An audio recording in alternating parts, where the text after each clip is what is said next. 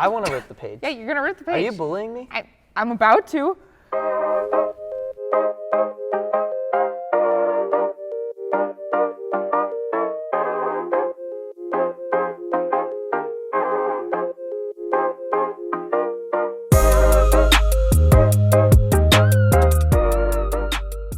Today on Big Questions, we're talking about bullying.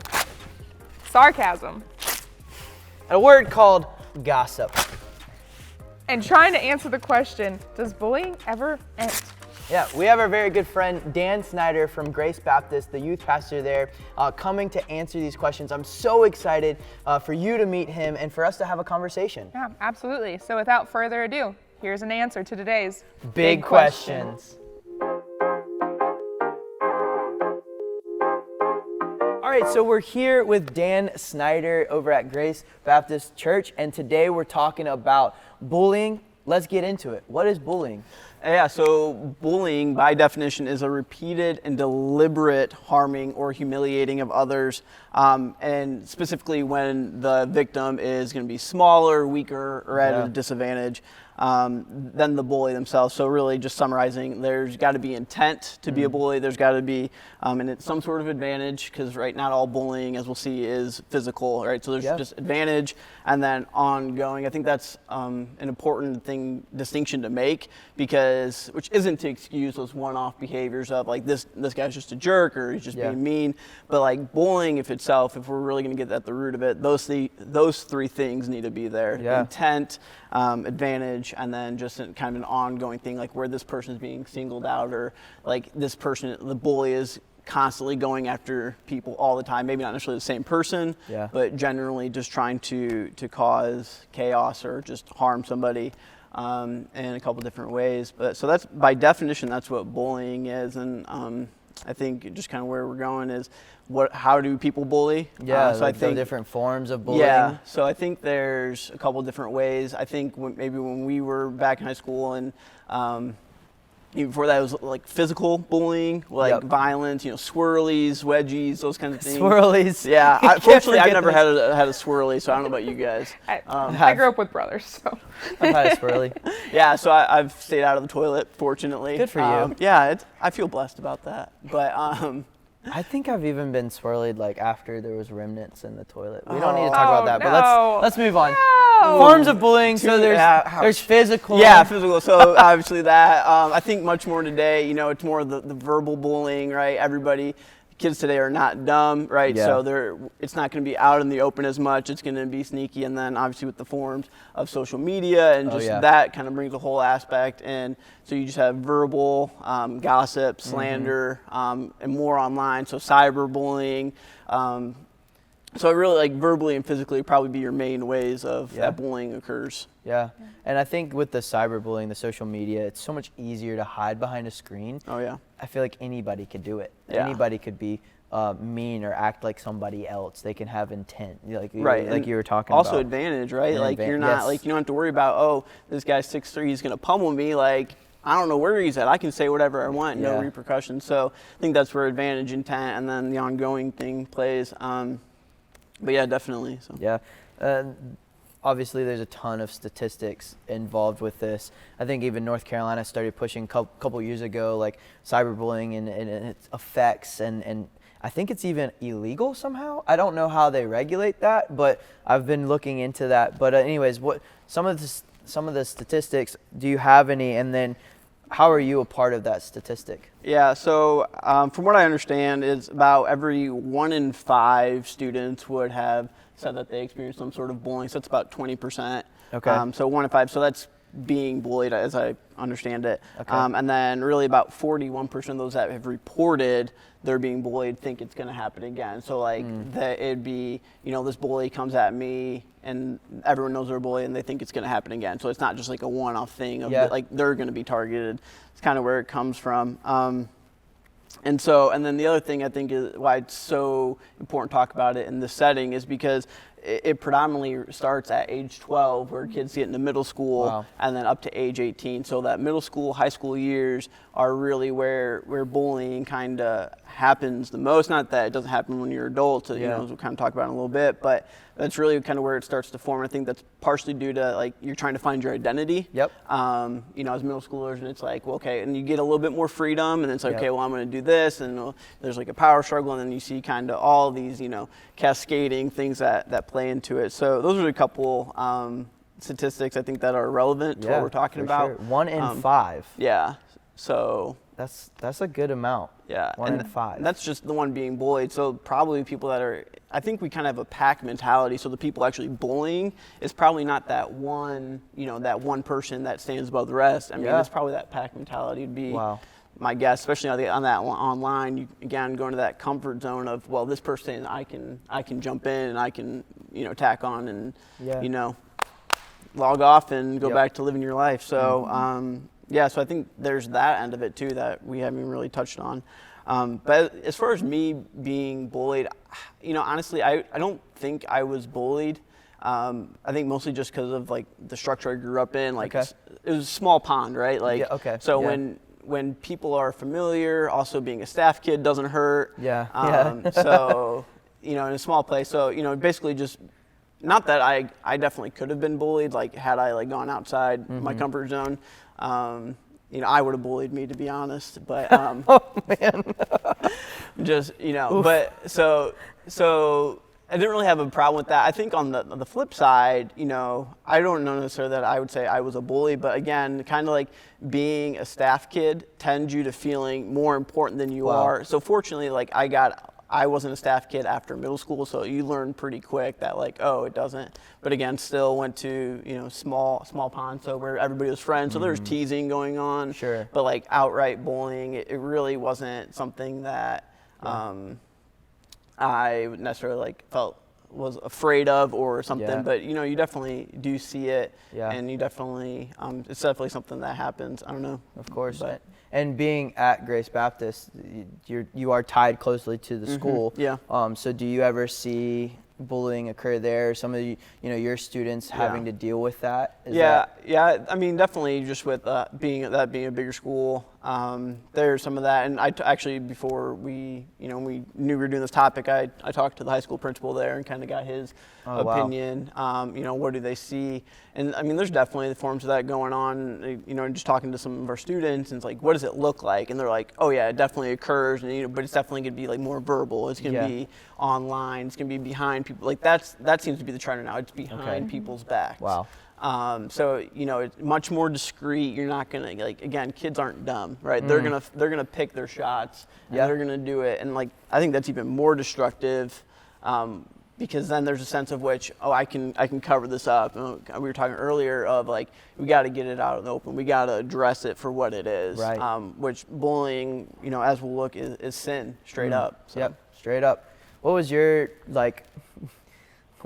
Did you deal with bullying? I feel like everyone kind of has a little bit, but yeah. Oh no, I definitely did. I mean, like you've got stories. I got stories. I mean, as a kid, like I bounced around to multiple different elementary schools, and so like, you know, you get bullied being like the new kid, and like I remember like. It was like menial things too, but things that like lasted for like a really long time. Like I remember I got bullied. I used to roller skate to school because I was like, oh, I love roller skating. Yeah, that's and awesome. Like a kid was it the inlines or the four?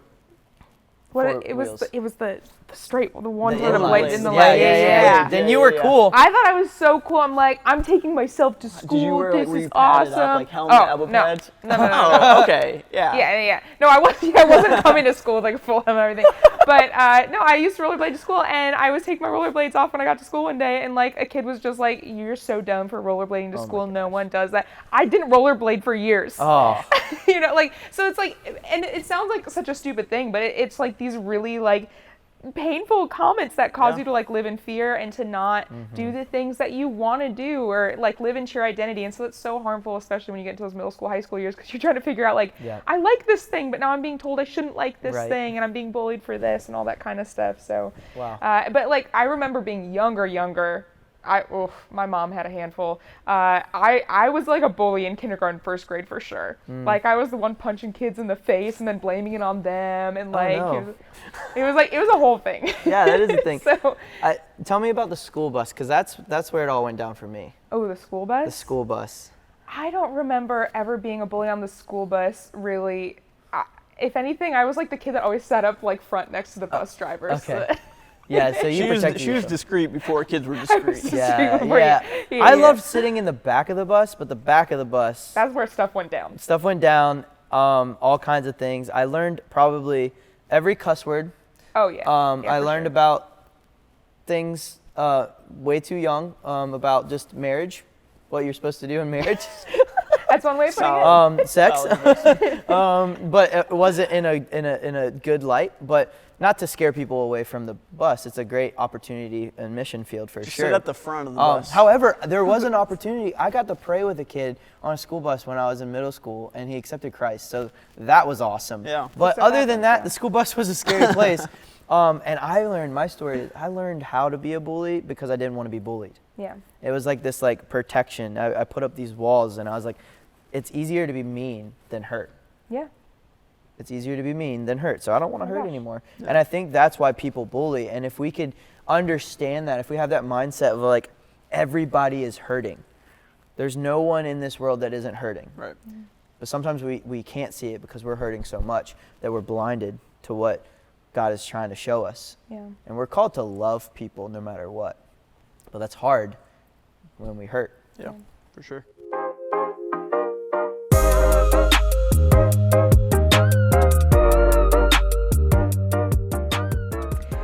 All right, so you kind of talked about how there's these different forms of bullying, and I think it's intriguing for me as a female to be a part of this conversation because men do kind of show bullying in a different way. Like you were kind of talking about, it's a lot more physical, it's a lot more abrasive and aggressive and direct, whereas females, it seems to be a little bit more behind the scenes. Like we want to gossip and we want to see someone fall apart from behind the scenes. Like a lot more demonic almost. Like I would rather have a girl come and punch me in the face than like gossip behind my back, right? But that's just like what we're prone towards. So when it comes to this topic, and I'm going to tie sarcasm into it, which I think sarcasm is less of a gender thing. I think men and women both use sarcasm as a means of like acceptable bullying. Like I even, like as an adult, like sarcasm is can be painful, but you're like, this is socially acceptable, right?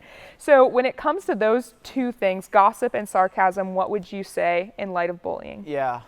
So I think I can definitely speak more to the sarcasm thing. Like personally, I love sarcasm. Like you're saying, like, so, but I think the thing to understand with sarcasm is like, it's no longer like funny, because I think there's a sense in which sarcasm can be funny, but like, it's no longer funny when like the person that you are directing it towards, like either doesn't get it or isn't laughing anymore, right? That becomes, I don't get it. So yeah, so don't give them sarcasm. But I can dish it out, and so I like to say I'm more facetious, which is worse, I think. It might be worse. It's probably more mean. Because there's more truth into it maybe, but there's always a little bit of truth in sarcasm, right? Yeah. And so I think sarcasm, as a rule, like, I don't think like, oh, never be sarcastic. Like, I think there's an intellectual, part of sarcasm where it's just, I think it's somewhat funnier than, just everyday jokes. But I think when we apply it to the bullying setting, like I think that's how people kind of get their start. It's like, oh, hey, like I'm picking on my friend here, and people find that funny, and like people are like not necessarily knowing my flaws, so I'm gonna keep going this route. And I think for students, like balance is a big struggle. And so like while you may like joke around with your close friends, and you got into within like the confined space of that, like definitely like allowing and seeing where, oh hey, like they didn't get it, okay, that really was funny, that was too far, and being able to make it up. But students struggle with that, so they see sarcasm as a way, as kind of like the entryway into bullying, and it starts with that. So you have to be very careful and just be observant of the people around you and understand like, oh, did they get that? Oh no, they didn't. And then like, if you're the one doing the sarcasm, then like go make it right with that person. Like don't even like wait, just be like, oh hey, like I saw like you weren't like laughing at that. Like I'm sorry, like I messed up. Like I was just joking. But I think that's the other part of the danger is like we brush off sarcasm as, oh, I was just joking. Like sometimes, which is where intent comes into play, like no you weren't. Like you may have said it in a sarcastic tone, but like you were definitely trying to hurt that person. So it's dangerous if it's left unchecked. But I think sarcasm by itself can be okay, but you have to be very careful with it. You got to know your audience and your context. Exactly right. And so, my daughter's 4, so she's like not really getting a lot, but there'll be some times where we're just like, why did you do that? And we'll just be like, I don't know why I did that. So we just tell her, like, if you don't know why you're doing something, if you don't know why you're being sarcastic to this person over here, then just kind of steer clear of it for now until you can mature a little bit, until you can understand, what you're actually saying, and does that read personal cues, I think is really important on that. Gossip, to that end, I mean, that is so detrimental. Like that's not even like, I don't know how you brush gossip off as, oh, I was just kidding. Like, I mean, because that, I mean, I'll let you take the reins on it, but like, when you hear gossip about you, it's generally not something that people want to joke about or anything. But it's not like, oh, she did such a good job. I'm not going to tell her to her face, but she did such a You're good right, job. Right, you're not like, right? like, it's definitely like, man, did you see your hair? Like, that was, like, did she do it on her own? Did her, like, blind dog do it? Like. Or like, did you know what she did with that guy? Yeah, that I mean, that's and what. Then she did something else with another. Like, it's lighting a match that sets a forest on fire and causes wildfires. Right. Throughout. I mean, and it's so prevalent. Like, you can like build like movies and like TV shows off of it. And I mean, Gossip Girl. Is that a movie or a TV show? TV show. I don't know. Yeah. Don't front. You watched it. I watched it. It's on Netflix. It's a movie. Yeah, I mean, I think it's a TV show. Okay, clearly none of us here watch it, so let's just move past that. So speak into that a little bit more for the ladies who are watching and the guys, because I don't think it just happens with the ladies. I think there are some, for sure, like guys will gossip about what they have done to make themselves look better, which could actually in turn hurt a female. Yeah. There's a lot of that locker room talk, like, oh yeah, I did this with this girl that night, and then no, you didn't. Yeah. But that girl now is seen as multiple different things and called multiple different things, and she's stamped as a person that is not actually who she is. Right. And like, the whole point of gossip really is to change people's perception of like another person. Yeah. Which isn't helpful, and it's not unifying. It's something that we say in our leader training at the beginning of the year is like, gossip is unacceptable. That is something that, it's not like we're gonna like tap you on the shoulder and be like, hey, I heard that you were gossiping, can you not do that? It's like, you're out of our ministry. We won't deal with gossiping here, because gossiping is the exact opposite of God's call for the Christian church, his heart for us. And this really speaks to all of bullying, really, but like especially gossip at its core disunifies. And God has called the church to be unified. And so that's why we have a zero gossip policy, because what you're trying to do is you're trying to ruin someone's perception. You're not going to them in love. You're not going to them in grace. Like, if someone's hair is looking jank that day, go up to them and be like, I'm sorry, like, you look, I don't even know how you actually would. but there's a way to do it, right? But there's like a way to go, like, if your friend's hair is looking jank, I'm gonna go up to my friend and be like, honey, your hair be all over the place right now. Can I help you? Like, and that's going to be a lot more loving than me going behind my friend's back and being like, did you see her hair today? It looks like she got struck by a windstorm. Oh, yeah. Like, like, so there's a way, like, to go up to someone in love and grace and truth and be like, let me help you. Like, I want to see you succeed. Gossip is going around that person's back and wanting to see them fail. And so I know for women, I think a lot of the time gossiping feels good because, one, it's a conversation starter. A woman can always go up to another woman and be like, did you see that? So it makes you feel, as a woman, like better about yourself for a split second. Just for a split second, you feel justified. You feel better than another person, which is pride again, right? Yeah. And then at the end of the day, what have you gained from it? That's good. So that's kind of the bummer with gossip. So for all of you girls or men out there who are prone to gossiping, shut it down. Just shut it down right now, because there's nothing about it that's kind or cute or fun or funny. There's just zero tolerance for it. I think just as you're just going off on that, I absolutely agree. I think just kind of like how we twist sarcasm as I'm only joking, we tend to twist gossip as I'm helping. Right, like, like I care about this person, so I'm letting you know. Like, no, you're not. Like, So I think that's kind of how we excuse it, because I think in any form of sin, we try to excuse why we can do it, why it's okay. Like, oh, I actually have some pull. Like, I can help this person, but I'm gonna let this person that has nothing to do with the situation know first, just to kind of let them know how important I am, that I can influence this. And Yeah, but just yeah, I the think power just play. yeah, power play for sure. Yeah, the classic like Christian thing where you go up to someone and you're just like, I can't tell you what's going on with that person, but just pray for them. Oh, like what a power play, right? Oh, big flex. Yeah. Big flex, yeah. But man. yeah, instead of loving that person well. Wow, we went on a little bit of a rant there. But it's important. Yeah. It's part of this conversation. So.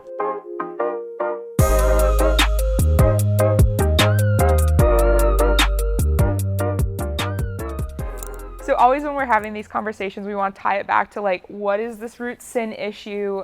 What does the Bible have to say about this? And so want to kind of hear from you, what is a biblical perspective on bullying and what's the root sin issue behind it? Yeah, so I guess just to kind of address like the sin issue, I think there can be a couple different things.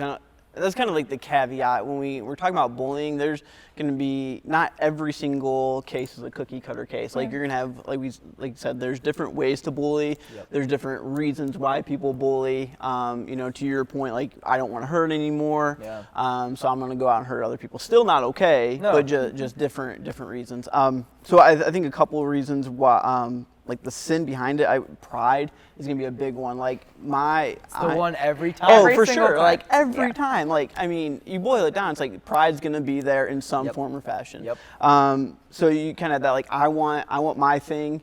So I like movies and TV. So like Harry Potter. Like I don't know if you guys are Harry Potter fans, but like Dudley Dursley, right? Like he's a bully and like he does it to get his way. Like I just listened through.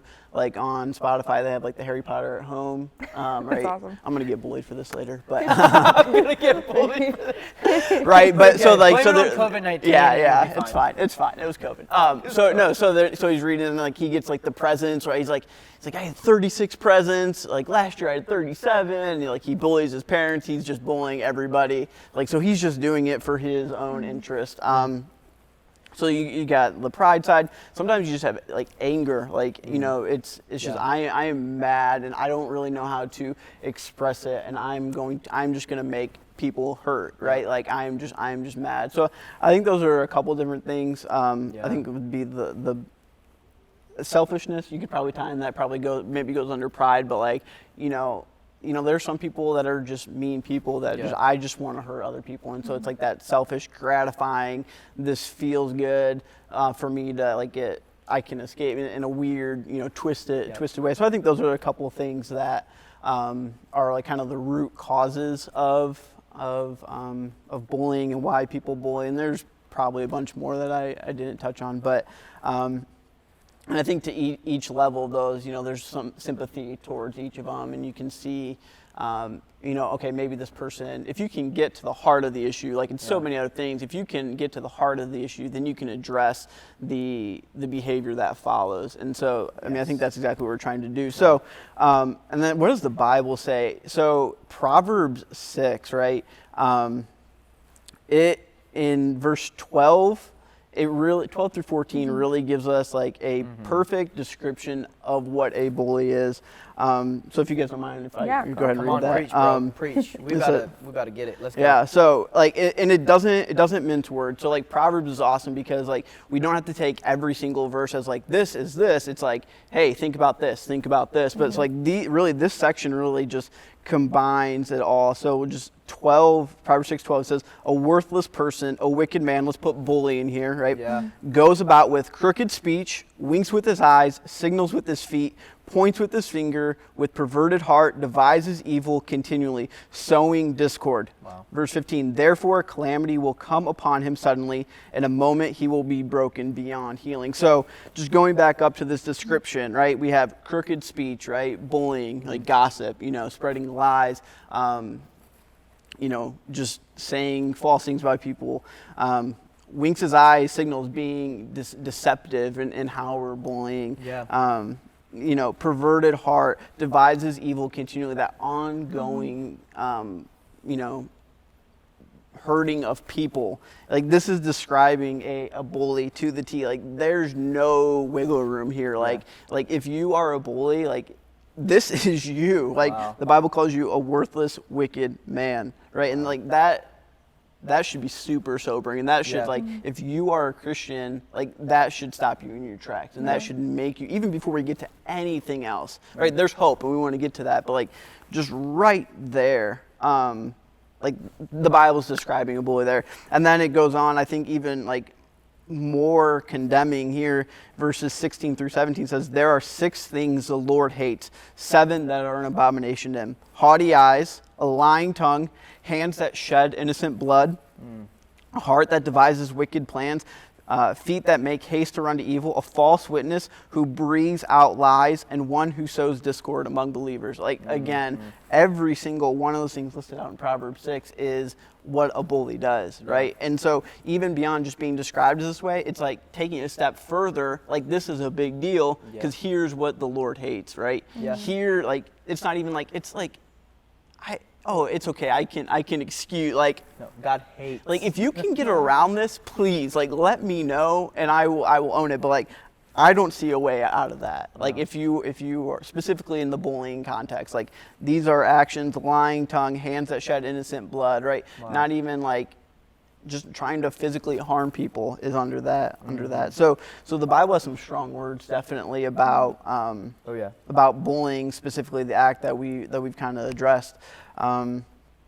So I think it deals with it.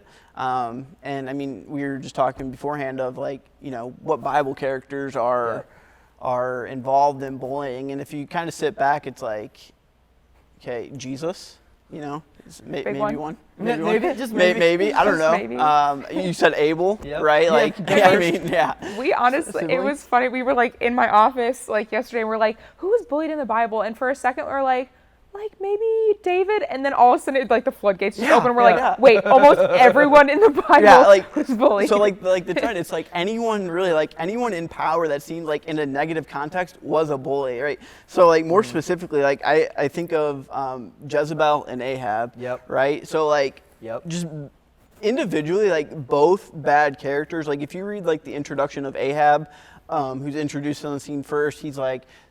The Bible's just like, bad dude, like did worse than his predecessors. And then, right, and then to make matters worse, he married Jezebel. So like Jezebel has a quick entrance, but it's like the worst thing he probably did was marry Jezebel. Like, that's a terrible way to be introduced. Two bullies just coming together. Right, yeah, just like, and really I think like Jezebel was even like the bigger bully than Ahab was. Like neither of them were good people, but like they both like abused their power. They both like just enjoyed hurting people, and they both like just did it all the time, and so just terrible, awful people. But God always got His glory.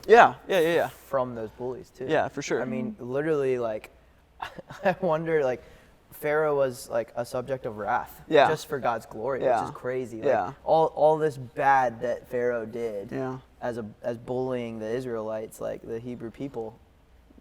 His end story was death. I mean, and for God's glory. And I think to that point, like even just reading through Ahab's story, it's like there's even a point, like as much bad as he did, like there's one point where he repents, like he puts on the sackcloth and ashes, and he repents, and just to the point of hope for bullies, like God spared, like ruin was still going to come, there's still going to be consequences, but God's like, in your lifetime, it will not happen, Ahab, but it's going to happen to your son. So, like, which as a parent, like, that's even more scary personally. Right. But, like, the fact that personally to Ahab, there was still mercy shown, as bad as he was through his bullying and just the wickedness that he did. So there is hope. There's hope, which we'll get to. But I think just a couple of things, just the specifics pointing out Jezebel's bully, like the Naboth's vineyard, like that whole story, like Ahab was crying and like, I want this vineyard, and Jezebel's like, okay, I'll take care of it, and like just like kills the guy so he could have a vegetable garden, right? And then even more, just the ongoing seems to be with Elijah, Elijah, where he, it just blows my mind in how Elijah responds to Jezebel as a bully, right? Like, he specifically, when she like threatens his life, it's like coming after the miracle of Mount Carmel, right? Where he literally like ran with superpowers, like past the chariot, like this is who, and then he comes in and Jezebel's like, well, I'm going to kill you, and he ducks out. How do you lose that like faith in God after that. Like after you perform all these great miracles, God performs these miracles through you. But she was such a bully, that she took all of that away from her. She took that confidence away. And that's what bullies do. They take the confidence away from us. And where's your strength in the Lord? Where's your faith? Yeah, I think that's something we can address as we how do we deal with bullies as the victim, as we kind of transition over to that end. But it just super fascinating, and I think those two characters, nothing is good is said about those two characters, and they epitomize Proverbs 6, the wicked person that is just constantly they did, and and they both met their end in pretty gruesome ways. So I think that's the thing for bullies to understand is there's going to be consequences.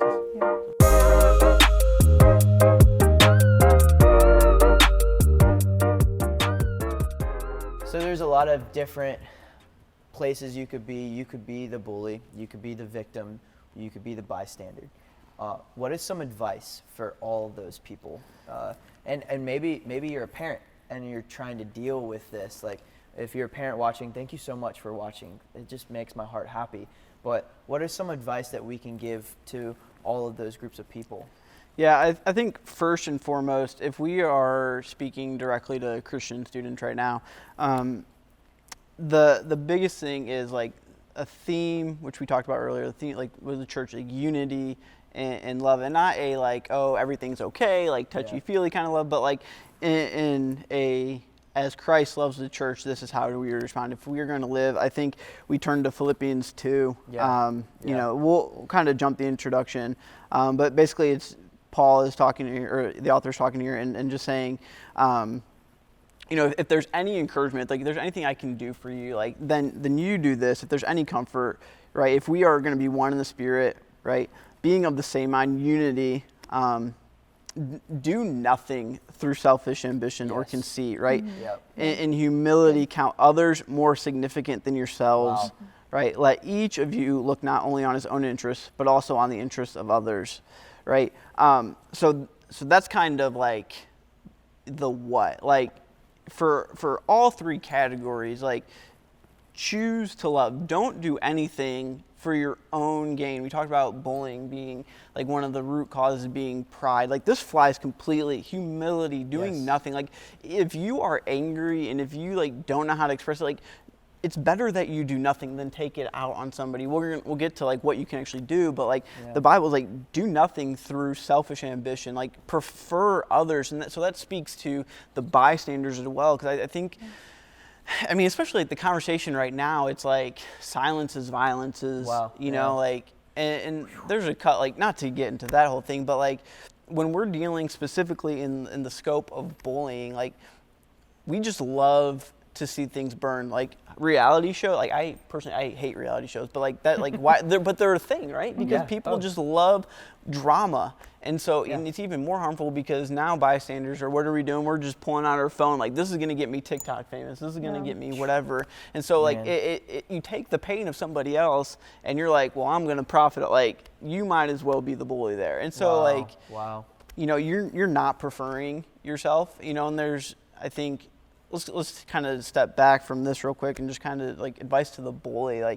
There is hope for the bully. And then we're going to read kind of the why behind why do we love in a second. But I think the first thing that you need to know, if you are hurting, right? If you realize this is what's I've been bullied, so I'm going to be a bully. There is hope for you. You are why Christ came to earth. The gospel is for you. So there's hope. There's always going to be somebody willing to listen. You might have to step out of your comfort zone and go find somebody, but there's hope for you. You are not completely lost. We said with Ahab, as bad as that dude was, he repented and God showed mercy on him for a time. There's still consequences. So it's not absolving of I beat up 46 kids in the matter of 2 days. You're still going to get punished for that. That's extreme. But there's help. There are people that want to help you. So I think that's the first and foremost thing to address bullies. Then I think we go to the victim, right?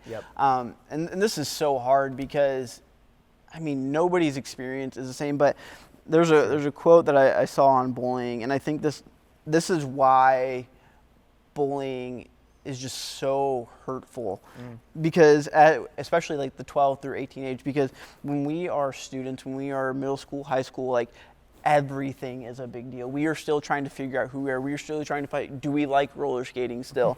And so, right? Yeah. Which you roller skate all the way. Come on, girl. Maybe a little late, but Yeah. But trauma. This is the quote I saw. Trauma and pain feel like they are going to last forever. Wow. Right. And so, I think as we grow and we mature and we say, you know what, that happened, I can move past it. But when you are in the moment, there's no worse feeling. There is no feeling like there's no way out. And so I think for the advice for the student is, you know, if you can get away from your bullying, that's the thing. It's not always possible to run away from it. Like, that's not always realistic. So what do you do? Like, you know, a couple things you could maybe tell an adult, like start there. You know, be aware of your surroundings. Like this by no means is this victim blaming, but like if you are being bullied, like think about where you are going, what groups of people are you hanging out with? You know, oftentimes we get bullied by the people that we want to be like, and we don't fit in with what they want. So rather than like finding a group of friends that we could, you know, like, hey, it would actually be really cool. Like, I would love to go rollerblading with them, right? But then you're like, but these guys are so cool, or like these girls, they know what's up, so I'm gonna hang out with them. And then you become the victim because of who you're. So there's a sense in which you just need to be aware. And how can you not put yourself in that situation? Again, not blaming the victim by any means, but be aware. Just put your head on a swivel. Like, oh, there's a bully over there. Oh, look, there's a perfectly good door with a teacher standing right there that I can go by. I'll be okay if I go this way. I don't have to go this way. But then, and so the hard part though is like, what if you can't?